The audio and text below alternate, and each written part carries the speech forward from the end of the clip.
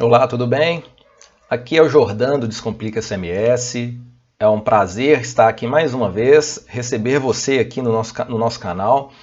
E no vídeo de hoje nós vamos falar sobre os 3 tipos de ruído que todo profissional de segurança e saúde do trabalho deveria conhecer. Antes de mais nada, deixa aqui o seu gostei, se inscreva no nosso canal, ativa o sininho para que você não perca nenhuma atualização que nós fizermos. Né? Para nós é muito importante, né, esse seu apoio, esse seu suporte. Toda vez que você curte um vídeo nosso, isso nos mostra que esse vídeo foi relevante para você, que te ajudou de alguma maneira. Isso faz com que o nosso vídeo ele consiga chegar para outras pessoas que também buscam esse tipo de informação. Isso nos ajuda a crescer e é bom para todo mundo, né? Bom, então o que nós vamos falar aqui hoje, né? Eu separei 4 assuntos para que nós possamos conversar um pouco e eu possa ajudar você, ou clarear um pouco, né, descomplicar um pouco para você esses assuntos. Então, vamos falar aí do que é o ruído, né, o que vem a ser o limiar da audibilidade e o limiar da dor, quais são as diferenças entre os ruídos contínuo, intermitente e de impacto sob a ótica da NR15, que é o que nos importa, ok? E quais são os efeitos do ruído no organismo humano. Bom, primeiro vamos definir ruído, tá? Basicamente, o ruído ele é uma vibração mecânica que se propaga pelo ar e atinge o ouvido, né? Então, toda vez que nós nos comunicamos, as nossas cordas vocais elas vibram, essa vibração, né, ela gera essa vibração mecânica que se propaga pelo ar. E quando eu tenho essa vibração passando pela atmosfera, ela acaba variando um pouco a pressão atmosférica do local. Essa variação de pressão ela não é muito alta, tá? Então eu vou mostrar para vocês aqui que a variação de pressão é o que determina os limiares da audibilidade e o limiar da dor. Se eu fizer uma mudança, se essa variação de pressão for muito pequena, eu não tenho som. Agora, se ela for grande demais, eu já posso lesionar alguém. Nós vamos entender aqui um pouco sobre isso. Primeiro vamos falar um pouco sobre a diferença entre o som, ruído e barulho, né? Então, às vezes as pessoas elas pensam que tem uma diferença clara entre esses 3 nomes. Porém, legalmente ou normativamente não existe uma diferença sobre isso. Então, é muito subjetivo, né? Então, a física ela chama de som. Para a NR, nós estamos nos tratando de ruído, porém, ruído, som e barulho é tudo a mesma coisa, né? Então, na verdade, o que determina o que é um barulho, um ruído ou um som é a sua sensibilidade. Então, eu gosto sempre de dar um exemplo. Para algumas pessoas, funk é barulho. Para outras pessoas, funk é som, né? Então, vai depender muito aí da sua forma de entender. Legalmente ou normativamente, não existe uma diferença entre esses 3. Né? Então, é tudo subjetivo. Bom, então o que vem a ser o limiar da audibilidade e o limiar da dor? É importante que nós entendamos que som, ruído ou barulho ele é aquela vibração que pode ser ouvida, né? Então, porém, para que eu possa ouvir, como eu havia falado anteriormente, essa variação de pressão ela deve possuir um valor mínimo, né? Caso ela não tenha esse valor mínimo, eu não consigo ouvir. Qual é esse valor mínimo, né? É 2 vezes 10 elevado à quinta potência negativa newtons por metro quadrado. E o que isso significa? Né? Esse valor de pressão é o que é definido como 0 decibel. Então, 0 decibel é o equivalente aí a 0,00002 newtons por metro quadrado. Quando essa diferença, né, essa pressão sonora, ela vai crescendo, eu vou alterando aí os meus níveis de decibéis, eles vão aumentando, até chegar em 140 decibéis. 140 decibéis é o equivalente a 200 newtons por metro quadrado, que é o limiar da dor.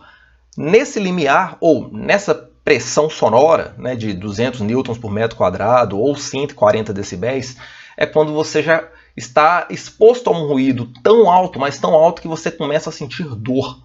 Tá? Então, por isso o limiar da dor.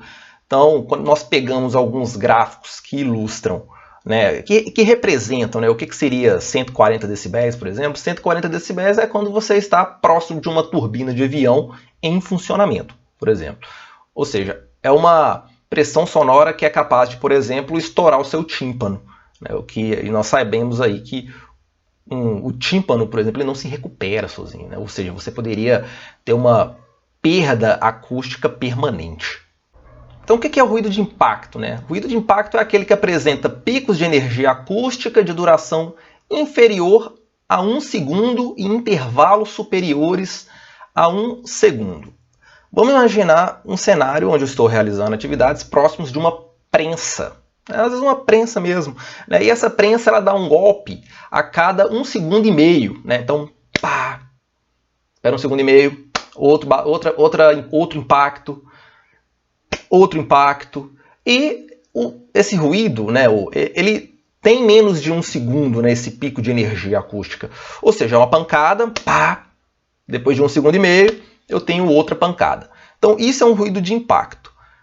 Para a NR15, o que é ruído contínuo ou intermitente é todo aquele outro ruído que não é considerado como ruído de impacto. Ou seja, se essa minha prensa, né, que eu estou dizendo aqui, que ela bate em 1 segundo e meio, né? Ou seja, a cada minuto ela faz aí aproximadamente 40 batidas. Nesse caso, eu estou me referindo a um ruído de impacto. Porém, se essa mesma prensa, ela, ao invés de levar simplesmente 1 segundo e meio, ela levasse, por exemplo, 0,85 segundos, ou 0,90 segundos, ou meio segundo para dar uma pancada, eu estaria tendo aí um pico de energia no intervalo inferior a 1 segundo. Então, nesse caso, eu teria ruído contínuo ou intermitente. Para NR15, não existe diferença entre o ruído contínuo e o ruído intermitente. Então, para NR15 só tem ruído de impacto e ruído contínuo ou intermitente. Então, imagina um seguinte cenário. Eu estou trabalhando num local onde eu tenho uma prensa, né, que ela me gera ruído de impacto, ou seja, ela me gera picos de energia acústica inferior a 1 segundo nesse intervalo superior a 1 segundo, ou seja, a cada 1 minuto ela faz 40 batidas. Porém, no resto do local, né, eu tenho um ruído que é contínuo ou intermitente. Nesse caso, como que seria a avaliação, né? É importante que nós entendamos, né, na verdade, que se eu tiver um cenário de mistura de ruído de impacto com ruído contínuo, eu tenho ruído contínuo. Tá? Então, o ruído de impacto ele só é considerado como ruído de impacto se essa característica do intervalo superior a 1 segundo ela for atendida. Até mesmo se o pico de energia for maior do que 1 segundo, também é considerado como ruído contínuo. Então, no ambiente normal, você vai ter muito mais ruído contínuo ou intermitente do que ruído de impacto. Ok?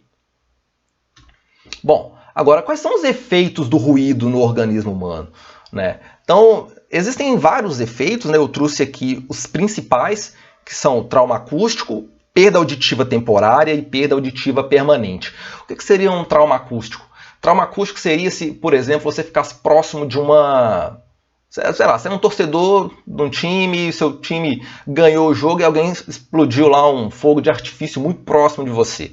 Você pode ter um trauma acústico, que é um impacto, uma energia muito grande que está sendo liberada ali, às vezes até próximo ou superando o limiar da dor, e aquilo ali pode te machucar. Essa lesão que você tem, ela pode ser tanto uma lesão permanente quanto uma lesão temporária, né? Então, tudo isso tem que ser analisado, mas o trauma acústico é um deles. Agora, perda de auditiva temporária. Quando que eu teria uma perda de auditiva temporária? Imagine que você possa ter ido para uma boate, uma balada, por exemplo, e você ficou exposto sobre um som muito alto durante um período constante, né? Então, às vezes, quando você sai desse local, você está ouvindo muito pouco, né? Ou você não está ouvindo bem, ou você não está ouvindo nada. Então, isso é uma perda de temporada. Com algumas horas ou alguns dias, a sua audição, né, ela pode voltar ao normal. Por que, por exemplo, quando você vai fazer audiometria de ruído, né, você vai fazer o seu ASO, né, o seu atestado de saúde ocupacional, e toda vez que você vai fazer a audiometria de ruído, ele é pedido para que você não ande de moto nas últimas 24 horas ou 18 horas, para que você não use fone de ouvido. É porque você pode, né, caso você ande de moto, né, toma muito vento no ouvido, por exemplo, ou vá para uma balada, ou você use fone de ouvido, se você tem o hábito de deixar, né, de colocar uma música muito alta no fone de ouvido, você pode ter uma perda auditiva temporária, isso pode ser acusado no seu ASO, e isso pode inclusive te prejudicar, tá? Então é importante que nós saibamos aí que a ASO é critério de seleção, de classificação ou não para oportunidade de emprego. E perda auditiva permanente, né? Se eventualmente você fica exposto a altas intensidades de ruído durante longos períodos, você pode ter uma perda auditiva que seja permanente, ou seja, você não consegue recuperar, tá? Então, basicamente, são esses 3 tipos aí de efeitos que o ruído tem no seu organismo. Bom, nós tentamos falar aqui de forma bem resumida, tá? Se você gostou desse vídeo aí, né, então deixa o seu gostei. Se você tiver alguma dúvida, coloque aqui nos comentários ou nos mande uma mensagem na nossa rede social, no Instagram, no Facebook, no nosso Telegram, que eu vou responder você. Se você gostou, compartilhe aí com seus amigos e espero ver você no próximo vídeo. Obrigado pela sua atenção. Valeu!